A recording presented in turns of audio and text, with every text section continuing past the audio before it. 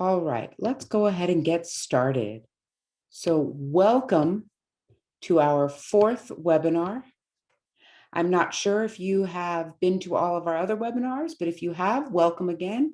Our fourth webinar here, the topic is incorporating financial literacy in your core subjects. Math, English, history. How do we integrate financial literacy? I want to tell you a little bit about Zoom. It is best used on a laptop or a desktop computer. An iPad or a phone is a little bit more challenging. If you need to hear the voice, you can click to have the audio on. We do have voice interpreters. We also have closed caption for those of you that need to read the captioning. If you're struggling with any technical issues, please use the chat. We have technical support available to you to help resolve whatever issues you might have.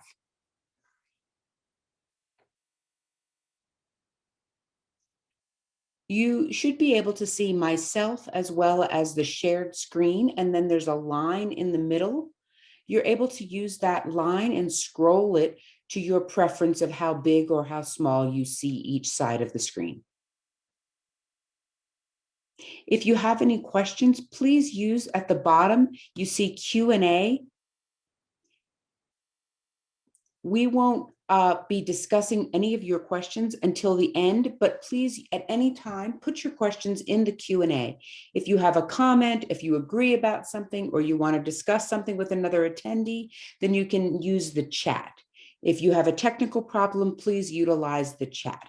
But if you have a question, or maybe you see a question and you're like, oh yeah, that's my question too, you can click the thumbs up to make that question more valuable. All right, so this webinar is made possible from CSD Learns, as well as a financial grant provided by Wells Fargo. So thank you both, CSD Learns and Wells Fargo. You see me, but you see there should be somebody else. I am Todd Bonheo, but you see that Mary Ellen Graham should be here as well. If you look carefully where she works, maybe you have a good idea of where Mary Ellen might be right now. She is in Texas right now, and as many of you may understand, they're in an emergency situation with no power and other issues. And so Mary Ellen is not able to join us today due to that. So it'll just be me, and we have a special guest that will be joining me as well today, and I'll explain a little bit about him. Before we get started, I want to discuss with you the 3 goals for today's webinar.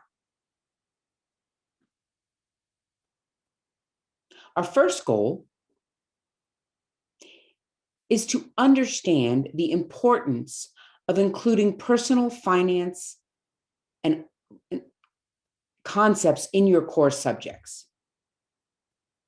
The second thing is you need to look and understand how can we incorporate that into our English, our math, and other subject matters so that they can all work together. And our third goal is to focus on the theme-based units involving different subjects. So those are the 3 areas that we're going to be talking about today. So our special guest for today is Sutha Ramalafa. And if you will turn your screen on, you can join us. Yes, hello. Hello. So Sutha is here from California School for the Deaf in Fremont. He is a high school financial literacy instructor. So welcome, Sutha. Thank you. Thank you for joining us. Can you tell us a little bit more about yourself, your teaching background, your experiences within personal finance? Sure. So I started teaching in 1999, and I've been teaching until this year, 2021. I'm still doing it. So I've been teaching math the whole way through. I have taught other different subjects. I've taught chemistry, and I didn't really think math was any thought. So I kind of hopped around to different schools. I actually was at the Kansas School for the Deaf and the New Mexico School for the Deaf, and now CSD Fremont. So out of all three schools, the subject I taught primarily was math. At Kansas, I taught math. At New Mexico, it was still math.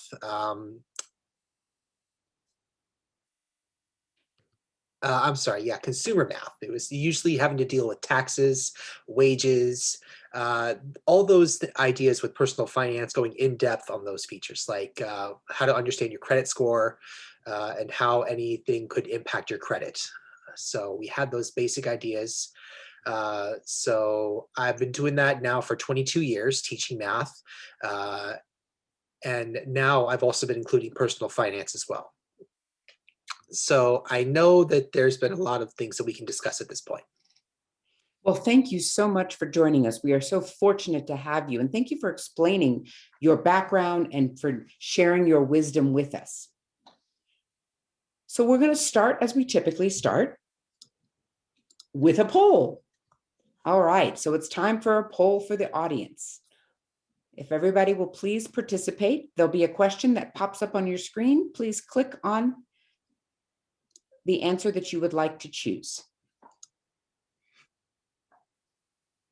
In your opinion, do you think it's possible to include personal finance in core subjects, math, English, history, government, science, things like that? What do you think? I think you and I can vote also, Sutha. Choose one of those answers. I think we already know one another's answers, but let's see what everybody else in the audience thinks. We'll give you about 20 seconds more, and then we'll see what the results are. Again, on Zoom, there should be a pop-up question, a pop-up that allows you to answer yes or no to the poll question.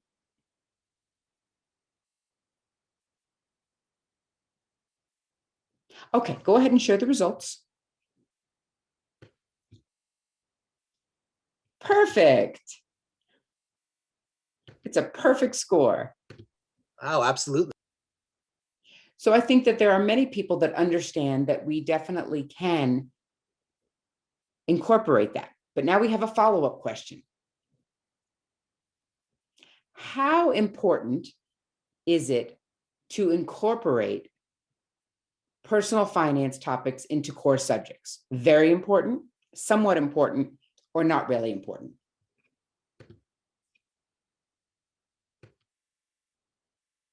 Again, I think you and I have the same answer to this question, Sutha. Yes, absolutely. All right, we'll give a few seconds for everybody else to finish voting.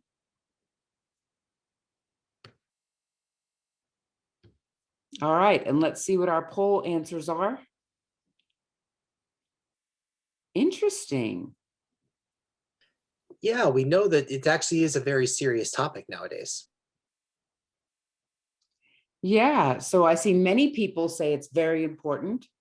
One person says somewhat important, and one person says not important at all. Well, we're going to talk about this, and let's see if anybody's opinions change by the end of this webinar.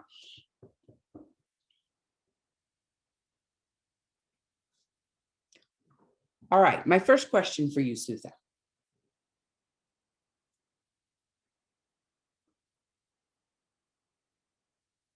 Of course, we both know that our answers were that this is very important to include. So now I want you to clarify, why is it so important to have personal finance concepts involved in our core subjects, reading, writing, science, math, English? Why is it so important to have that integrated? Yeah, really. So, for the longest time, the ideas have always been popped up about having problems with finances, and usually in America, we try and budget our money accordingly. We hardly have any savings or emergency funds, and most of us tend to live paycheck to paycheck and not really put any in our savings. So that actually has had an impact on all our lives in terms of loans with higher interest rates, maybe not even taking a house loan, and things like that. So budget is actually vital to that. It's not like how it was before. In the previous generations, we were very comfortable. We were able to afford, having one job with one house. It was all very easy to afford, and a wage can buy things so easily. So it was very comfortable at that time. And being able to have two cars was very easy. But nowadays, with home prices going up and food costs going up and income not really able to meet that demands. So with President Biden is striving to actually increase the minimum wage to $15 an hour, mostly for fast food workers and everything like that. But we find out that all those workers are living in the poverty level. So trying to match that income to the rest of the we're trying to teach everybody else the idea of financial literacy, and it is a big challenge. It is very difficult. Students are at varying socioeconomic levels. They might not have that exposure. Some of them may have been exposed by their parents who may have had it, but I myself am teaching personal finance. I do teach that, and it's really only scratching the surface because there's a lot of other deeper subjects we might not know about. Some of them might not have learned it from their parents, so it's been very difficult. But also with banks, there's some banks, if you want to open an account, you have to be at least 18 and up. There's some banks are only allow you to be 15 and up, but I know that other national banks still give you a debit card that you have to be 13. But keep in mind, on the line, you see how much you will have to skill accordingly. So that's why banks are saying you have to be at least 15, things like that. So going into my personal financial class, or usually I do it for math at the senior level, and juniors, sophomores, and freshmen maybe not as much, but usually at the senior level. And usually at those levels, their families are in some serious financial crisis. So me being able to teach that to seniors, it's not really enough. Like I said before, it's only scratching the surface. But then they go and they graduate and they go into the real world, and the cycle continues. The parents struggle with finances, so do the students. They might be better because they may have actually learned some of that situation, but they still struggle. So it's very tough. So it's best to spread the content out among all 4 years, and not just keep it for those at the senior level. Starting the students out learning the material when they're freshmen, being able to understand that all throughout all 4 years of high school. So we find that it's important, and if it were the old process, of course, it would be a lot more comfortable. We'd be fine, and there would be no issue. But now the issues are here because everybody's struggling. So that's the reason why we should be able to include it in all 4 grade levels. Yeah, one class of personal finance that a school might offer is great, considering there are many schools that don't have anything.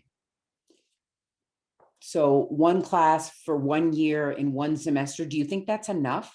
No, no, no, no. Some schools might have personal finances, some schools might not. And you might have to include those curriculum into those other schools. Like percentages should be required in all states, in all 50 states. Starting in 6th, 7th, and 8th grade, the idea of percentages could be included in personal finances, because personal finance does imply a lot of percentages. So being able to incorporate that in the class is important. And so they have that innate ability to be able to build that knowledge and build that prior knowledge and the world knowledge that it is to be able to succeed in personal finance. So that way they're able to pick up the finances as they progress along through high school, and with the limited range of what the parents are teaching the children, they're able to compound on that and starting as a freshman and having that overlap with the curriculum as well. So I'm curious, as you teach and you work with the different ages of students, do you find that some students have some prior knowledge from their parents, from exposures, from reading books, or maybe watching movies? And is their understanding of personal finance different from those students that knew nothing and they first come into your class? And how do you deal with those? Right. Yes. Yes. I have noticed that some parents are teaching some children how to open an account or how to start to take that first step into the world of finance. Some might not be as much because their parents are struggling with finances as well, and they're struggling and trying to get by themselves. They might not give some kids an allowance. I mean, some kids might be getting a weekly allowance or finding their own job, mowing lawns, babysitting, things like that. So going to school, they would have that diverse range. Some might have, some might not. So that's why with senior year, it's very difficult for that only to be their first exposure, and for them to only get that 1 year of exposure before they graduate. There's so much that they can learn if they don't condense it just to 1 year. They're talking about loans, they're talking about credit scores, all the important concepts it is to do that. And percentages, we're thinking start teaching that in middle school, so that way for senior year they would be ready, they would know what to do. I noticed that students who see this over and over again, certain terminology or certain concepts, they often are more eager or more curious to understand how that applies to different situations. But then there are some students that have never heard of the concept of stocks. They don't know what it is. They don't know what they're talking about. They didn't understand any of that until they come into a personal finance class. Those students seem to be confused and not sure what's a stock, why are they for, how do you understand the history of a stock, and who does what, and what's with investment. All of that seems to be very vague to many students. It's a new concept that now they've graduated and they have to figure out what to do with it. But then there are other students that, oh yes, they understand what stocks are, they've seen it, they've talked about the history, and like you mentioned, they have that prior knowledge prior to coming into the class. And so they're more eager to learn more about the stocks because they've had more experience with stocks. Have you noticed that as well? Yes, I have. I have approached some students in my years asking about applying for a credit card. Some might be 18 years old and they have the ability to open a credit card. And they're saying, and also they're wanting to set up a credit limit. Like it might be set at maybe $300, $400. There's some might be setting it up around 7,000, but okay, no, we're trying to teach the students about $300 or $400. But and the parents are saying no, they're not ready. They better wait until later to start, maybe around $200 or $300. The same idea with the parents helping them navigate that $200 to $300 credit limit, knowing that they need to make their payments on time, and if not, there would be a penalty with interest on it, and not to pay the whole balance in full, maybe not until they're 18. And also with stock options, they're saying, oh, it's a gamble, oh, it's not safe, it's not a great investment. So they might feel a little bit more awkward. So it's better for to go through a mutual fund. Yeah, that's usually the best option to do that. It might be a challenge, of course, with the everything stopping on there, but at the same time, it's a risk as well. So it's better to teach with stocks. They have the better option. They have a more wide array of options. There's some safe stocks where you're able to collect on some dividends, maybe put it towards retirement, and then leave it there because they know. They have that rollover there. They have an ACH version or other version like that. So it's Technology of it. right, technology, yes. And you notice that there's a lot of talk about electric vehicles and Tesla. It's better to invest in that, and they know that'll last in the long run because we're all talking about climate change, and we're saying that everybody is forced to switch to electric vehicles so that we can look for good company. Another company is called Tide. They're saying, no, it's impossible, but for them to shut down because we're all still buying Tide because we still need to do our laundry or some other personal hygiene, like a toothpaste company. So it's good to have those investments in companies that you know are going to last for a long time. They're never going to shut down. And if something changes or if the product changes, then you know. So that's something you need to look out for in terms of stocks. So we have a wide variety of safe stocks where you know you can invest and let that money grow and that'll last. Also, if you see General Electric, GE, or McDonald's, they've been going since 1950, I think for over 60 years, and they're still going strong. So you know that they have those companies that are going to allow you to put your money in there and saving up for retirement there. Yeah, we could talk about this forever, but I think at this point, what I think it's important for people to understand. Oh, I'm sorry. Go ahead. You wanted to add Yeah, I something? also wanted to add here that it's important to do that for us, and also for STEAM as well. For engineering, it's very important to do that. So just singling out one like that, There's some students might go into chemistry and they're thinking, oh, they've never seen something like this before, or like symbols or elements like that, and how it can apply to my life. People might not know until they graduate, and then as soon as they graduate, then they're done with it. But there are some STEAM occupations out there that actually do require like that. Like I know there's a lot of hot topics right there, a lot of hot occupations that have everything at the ready. So we have that added element of STEAM, and also we can include art as well. Yes, no, I agree completely. I think that the difference from personal finance that people are learning and where they're not confused and there wasn't enough because it wasn't happening early enough for them. And things have changed and it's really impacted them. So like maybe they don't understand chemistry or it wasn't clear to them chemistry, how that's going to impact them in their life. All right, sure, maybe they don't see that, but personal finance, that's really going to impact them because they can get into debt and that's a whole part of their life. And so personal finance is, really important for the rest of their life. And it shouldn't just be one class. It should be something that they see regularly over and over again. Absolutely, I agree. Yeah, that's something that we can definitely focus on later. All right, let's go to the next question. I think we talked about the important concepts, but now my next question is, so we talked about it's important and it's vital and why. So now tell us more about the how. How do you integrate these strategies into the different subjects with all of the different teachers that these students have? Do you have any good ideas for that? Yeah, I have a list of resources. The bottom two that I have right there are novels, like Lunchbox books. I think, yeah, it was Lunchbox that was a while ago.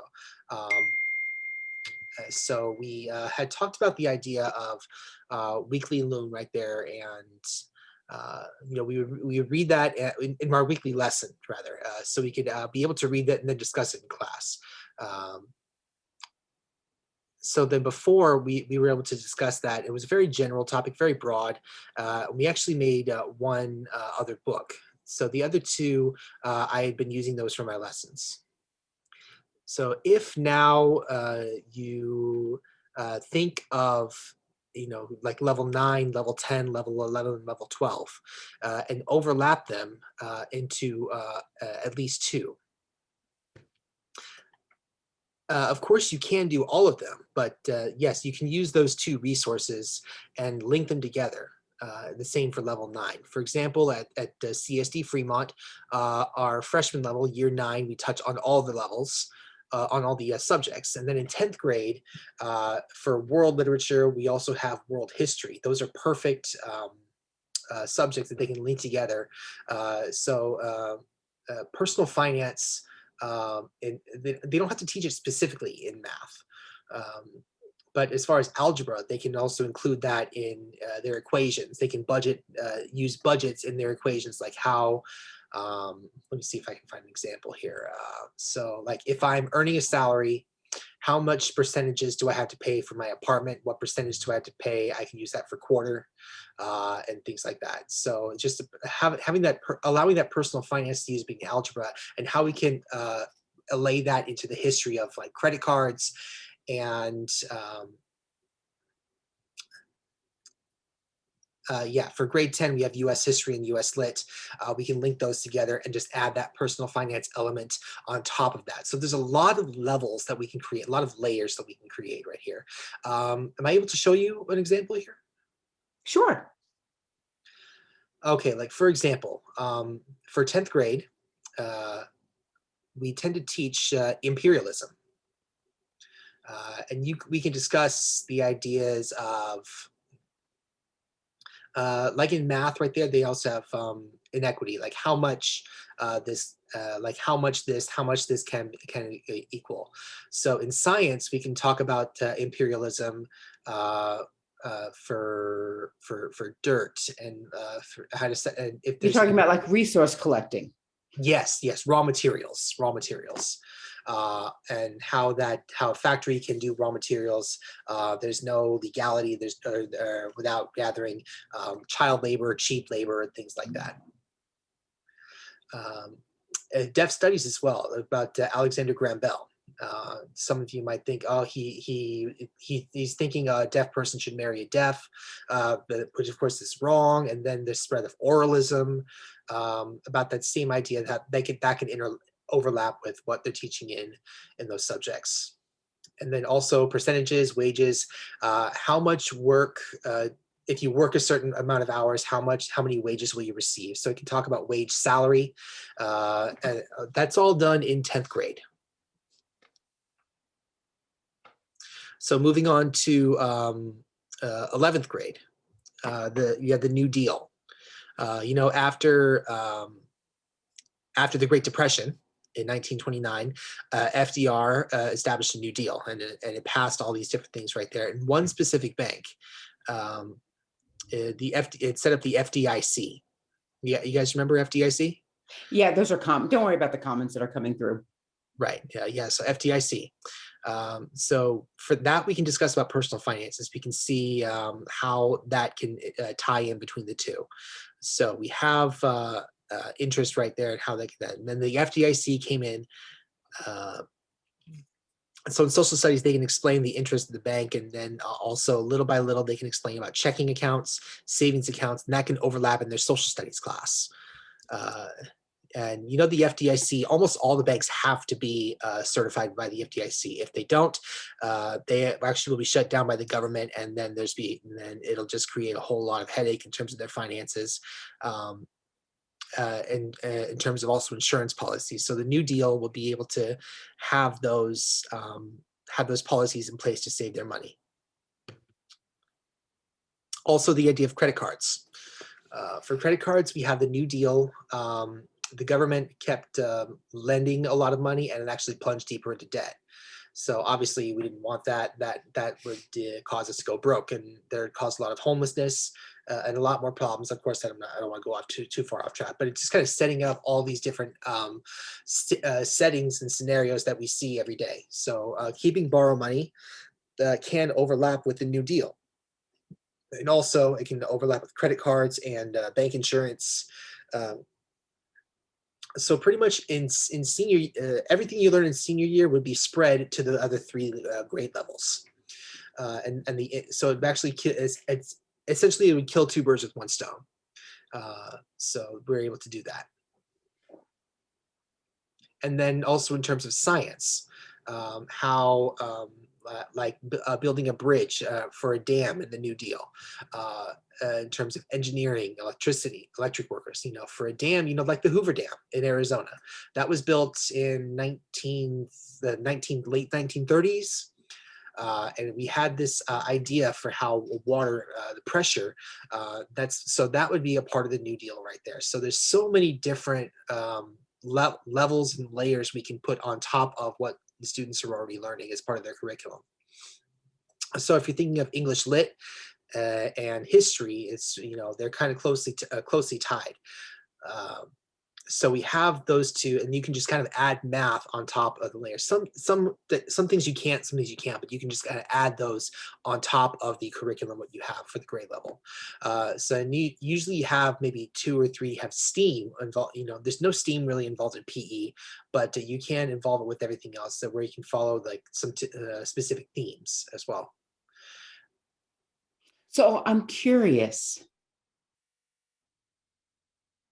Are teachers working together with you to say, hey, how do I add personal finance into my curriculum? Or do they already have that in their curriculum?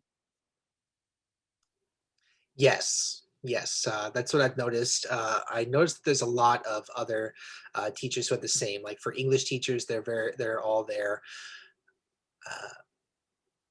I've noticed that they do the curriculums do run parallel to each other. They have the same theme. So that they can put that towards each other. Like history, there might be some that go kind of off topic, kind of go off skew like that, but it's very flexible. Like there's some that can tie into like a World War I, and then that can tie into World War II. That's where the New Deal is. So there's some events that have some flexibility there, but that's what you can discuss in like in social studies. You can discuss credit, you can discuss personal finance. That's a hot topic this year, so it's something we can focus on with credit events or credit score. Uh, and also in World War One, World War Two, you can kind of tie those together in ninth and 10th grade, how they, it's talking about world history and U.S. history specifically, respectively. So World War One, they tie closely together. Uh, America wasn't really involved in World War One, but then World War Two, they were, of course, were heavily involved.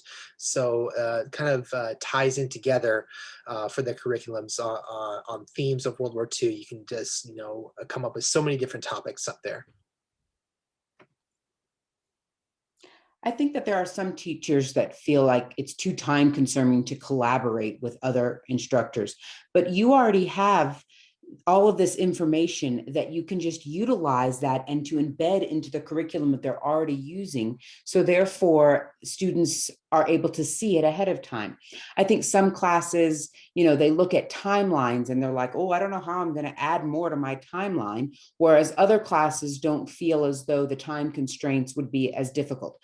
I think with history as a timeline, it's easy. I think English and science, as they get towards the end of certain units, maybe they can add things in to talk about some of these similar themes. With math, you could utilize this in word problems and it could still go with the theme of personal finance. Maybe you're talking about apples and bananas and oranges, but instead of that, make it relate to these personal finance concepts. So you can put those concepts into, maybe you're talking about the New Deal or passing a law for banks. And therefore, students are seeing this again and again and again. And the repetition, students will then understand, oh, so banks are important. Maybe I should learn more about that. Maybe I should ask questions about the bank concept. And then they can understand how banks were developed instead of just thinking of oranges, apples, and bananas and metal for these questions. They can take an opportunity to rotate the material that's being instructed to fit in with that. Yeah, yeah. I mean, algebra is a perfect fit for that because algebra, they use a lot of equations.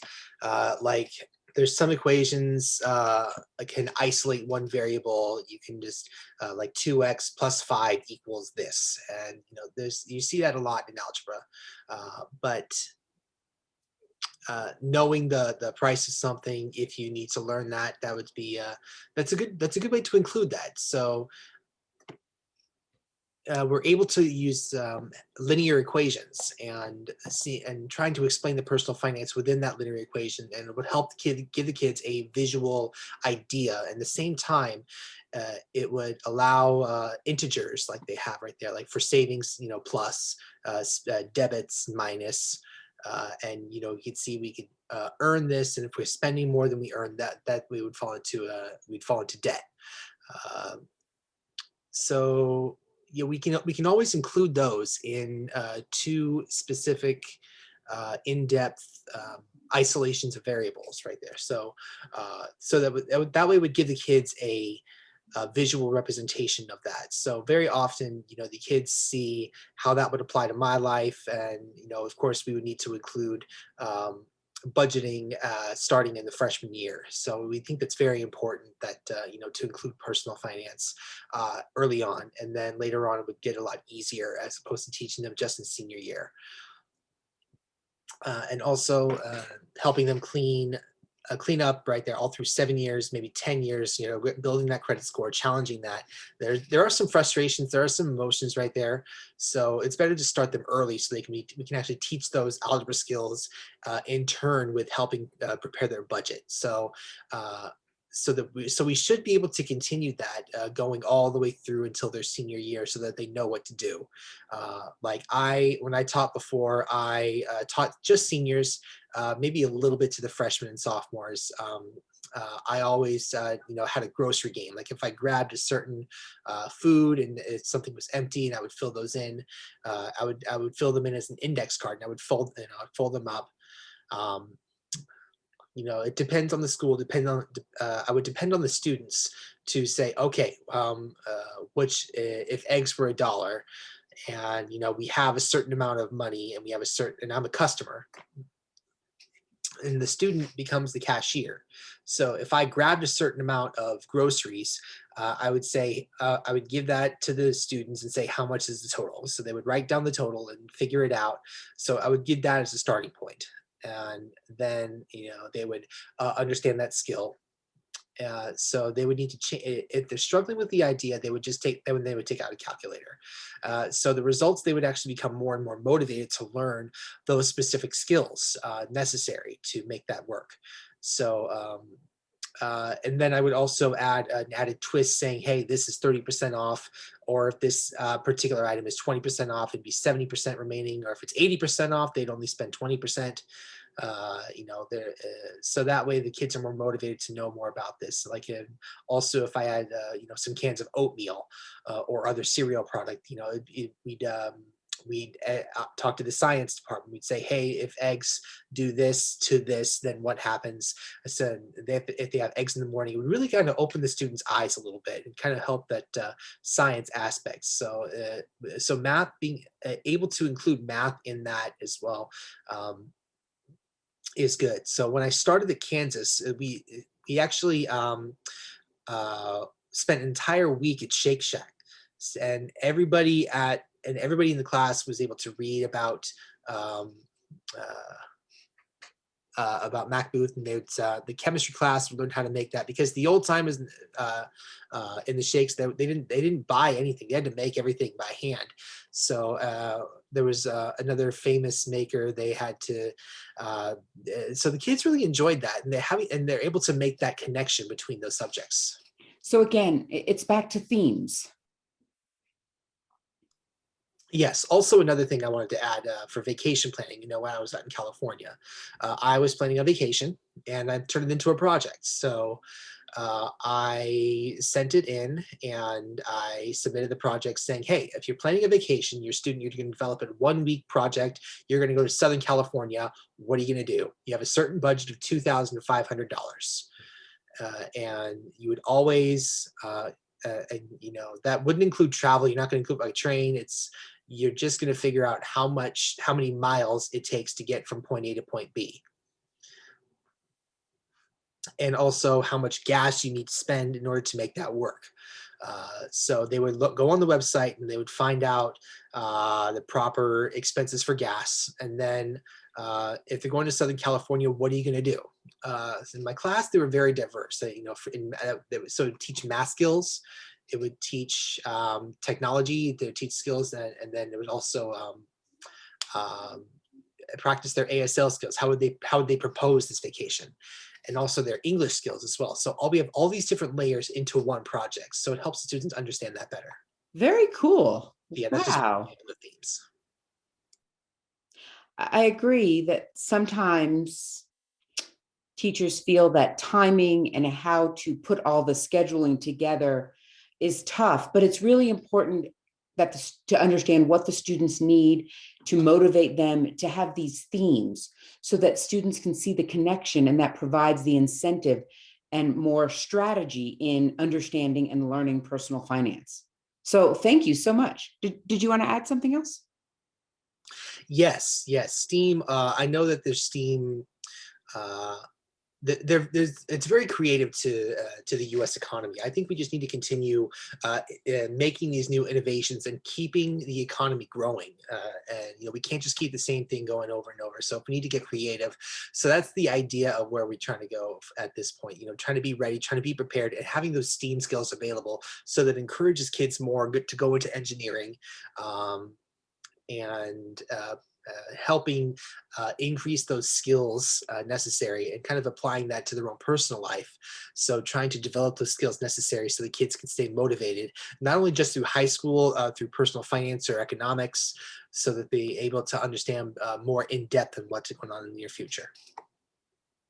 That's so true. We could talk about this all day, and there are so many examples, but unfortunately, we have to keep going on our questioning. But I do have a little fact that I researched that I thought was very interesting that I wanted to show you.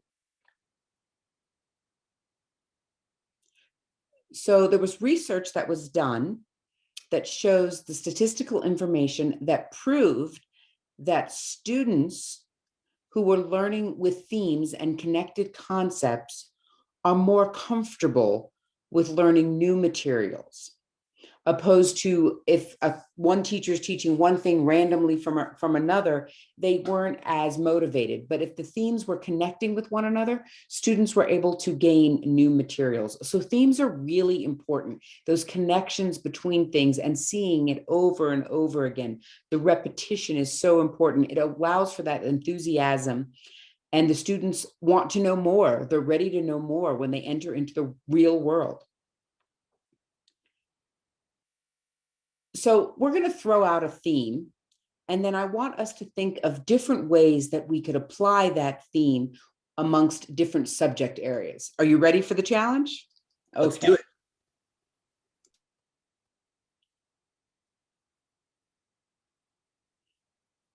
Okay, so as I mentioned, I'm going to give you a theme, and then we're going to talk about how that would apply to different core subjects.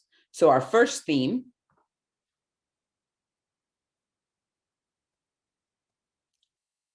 the topic is mining. So now I'm going to let you explain, how would you use the concept of mining in science, in math? Okay, so mining in general, when I think about minerals like raw materials, uh, so what exactly does the raw materials mean? What does the raw minerals mean that we're able to mine? Like if a kid is working and they're going to work in a mine, the results is that they would be inhaling a lot of chemicals, the natural chemicals. So that could impact illness like pneumonia, lung problems, breathing problems do pop up like that. Asthma can be done, which can be discussed. And also for mining, you would need to think about ways to clean the materials. You need water to clean the materials. Or is there a river nearby, or is there like an ocean nearby where you can go and deposit those into the for of course that would impact the fish economy. You know, there's a lot of fish that can die because of that. So that can all branch into biology as well. But also if you find real gold, like it's soft, and you can test the chemical properties of the gold and the impact that can have. And you can find out what type of mineral it is, what you can use gold for. You can use it for as in a computer chip. You know, computer chips have gold in them to help make them run. And also it can be used in space. There's some gold that can be used on the space shuttle. So there's no one specific use for gold. Like there's some that, you know, obviously we all know, but there's some other uses for it as well. So we can use personal finance and math and see how much gold can actually help, and how much it can help in terms of making wages, and how much we can spend to get that gold, and how much we can spend. So wages, like, is there overtime for this? And also it would help the shopping economy to grow in that regard. I was going to add also with social studies discussion, if you're talking about the gold rush in California, and government had established laws for mining so that you couldn't mine everything and everything be gone, but there were limitations for the mining. So gold with mining, also with art, you can talk about making art in relation to the raw materials that you find in the outside as mining for them. You can show historical art used in mining. Right. Going back to the gold rush, I mean, that's easy. You know, we all have so many materials that we can use towards the gold rush. I mean, mostly they're found in San Francisco. But you know, we have those materials available to us, and you know, we know gold that sometimes, you know, we can see it, it's shiny, it's a precious metal. We see all the chemical compounds that can come from it. And another concept is in mining is that we can pick and choose some things that, you know, we can make sure that they have their standard amongst all subjects. So if there's one that we can't, then we can start with maybe 2 or 3 classes, and then later on we can add another one, and that way it can get spread across the full curriculum. Yeah, to tie this up with gold, and personal finance, there's a huge connection. You can invest in gold. Gold's value fluctuates. It used to be in the United States, money was based on the rate of gold, but not any longer. But you can talk about that historically. Gold is a huge part. And so those students can now understand and become more comfortable with that concept of gold and understanding what its use was and is. If you want to wrap up something real quick before we move on. Yeah. And also with mining, there's so many options of materials. Like we can focus on silver. There's coal.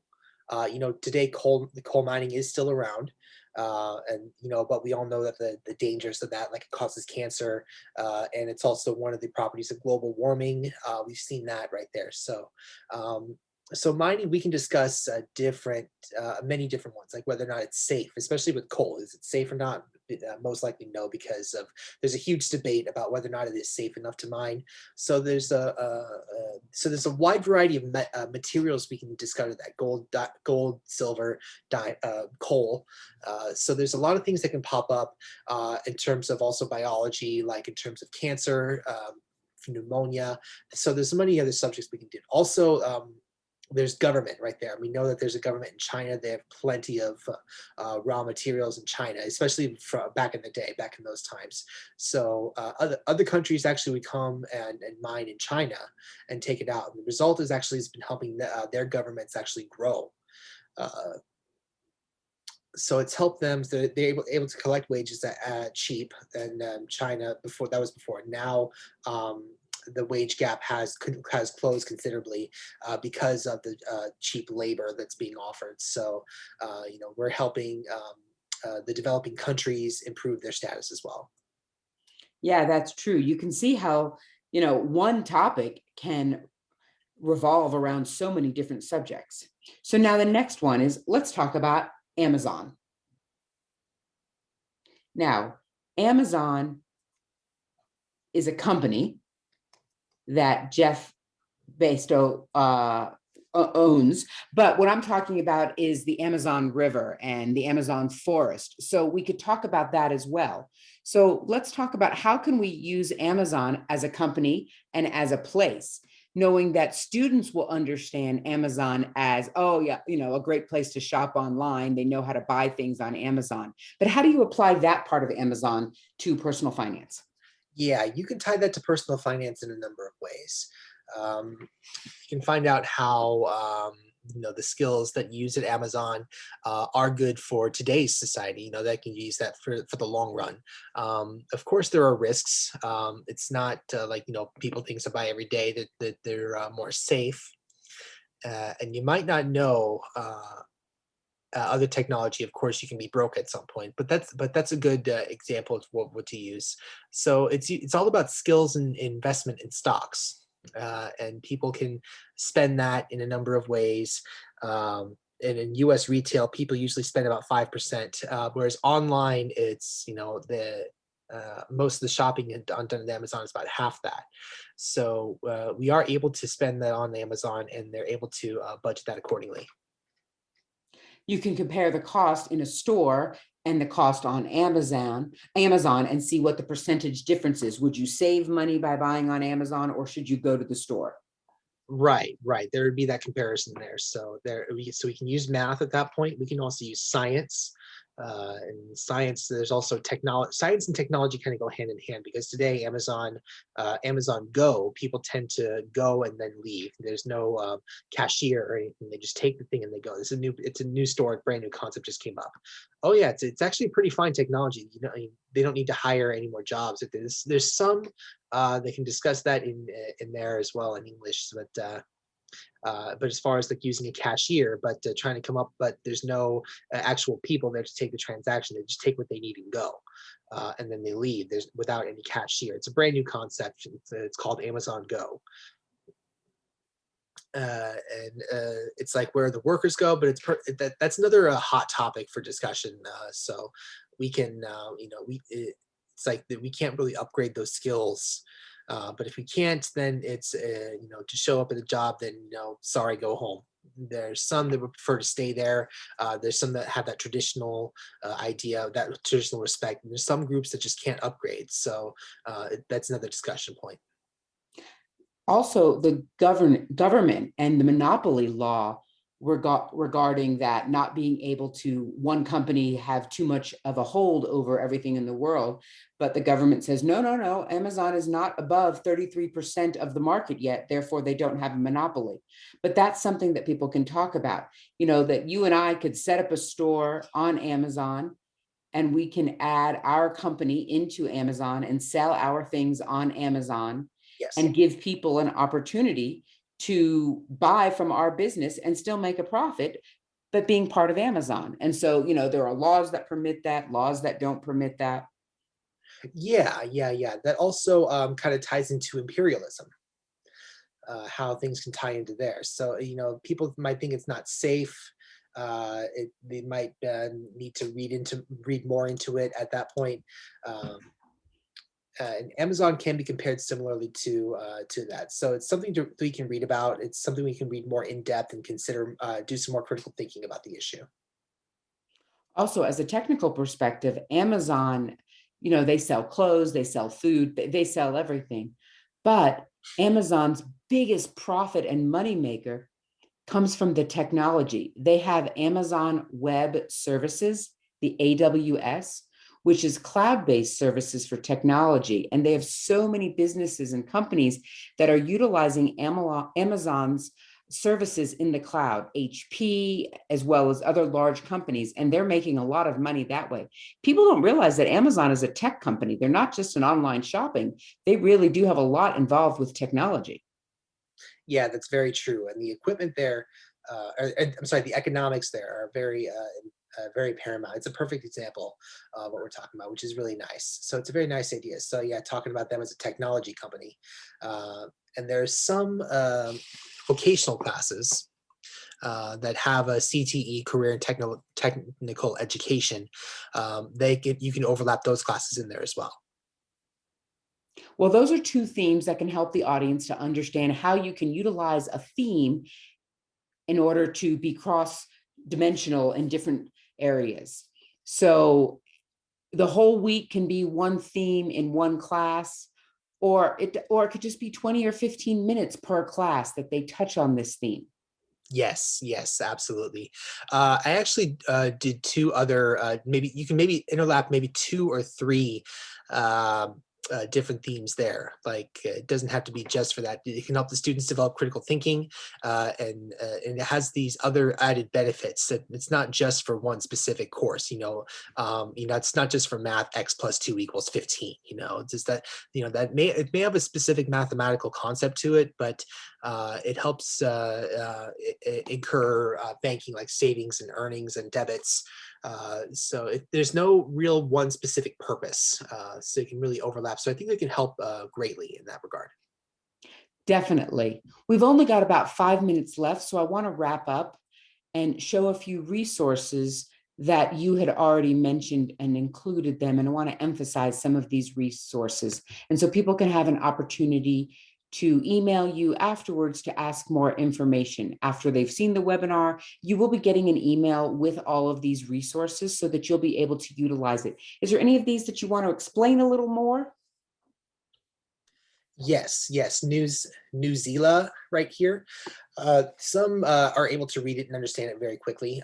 If you understand it, that's great. We also have the same concept. There's some that have also some very simplified terms.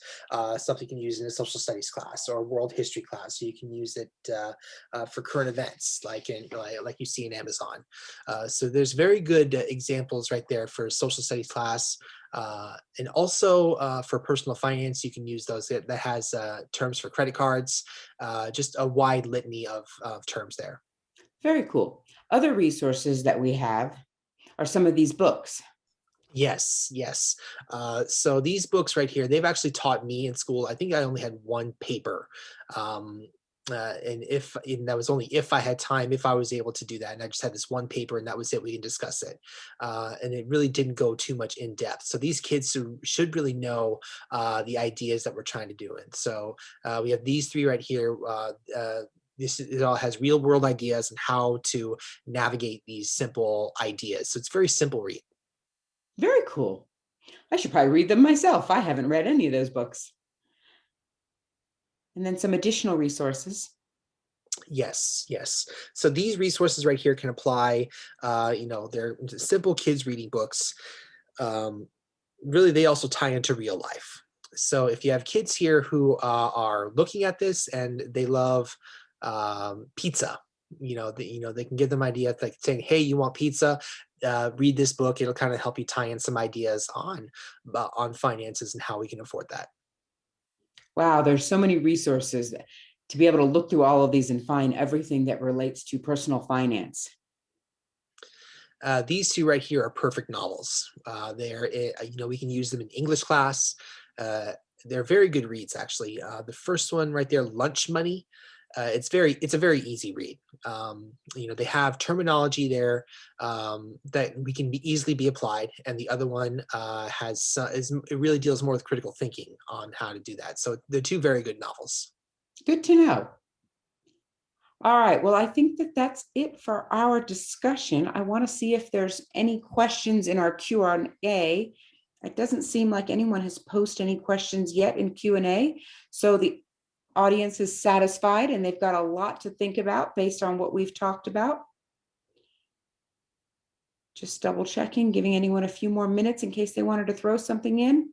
There are no questions, therefore we can relax a little bit. We don't have to answer anything on the fly. But I want to thank you so much for joining us today and talking with us about personal finances and how to integrate that within the school day curriculum with different themes, starting small, like you say, starting small. Yes, starting small and incorporating as many subjects as possible. Starting small, and later on, you will see that grow. Well, I hope that the audience feels inspired and now they can look for some themes in order to integrate personal finance concepts into their content and their teaching. So thank you so much, Sutha, for joining us. You can go ahead and turn your video off and we're going to wrap things up from the CSD side.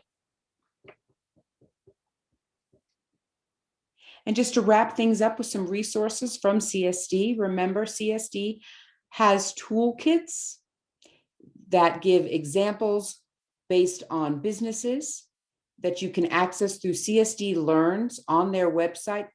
Utilize these toolkits. They are phenomenal. We also have Wells Fargo has a wonderful program called Hands-On Banking. And there's just a wealth of knowledge and resources that you can use in your classroom from them. And please follow CSD Learns on the different social media avenues. We would love for you to follow us on Instagram, Facebook, Twitter, or LinkedIn. Again, thank you so much for joining us today. I really appreciated working and talking with Sutha, as well as having you here as an audience. Have a wonderful evening, and we'll see you next month. Bye-bye.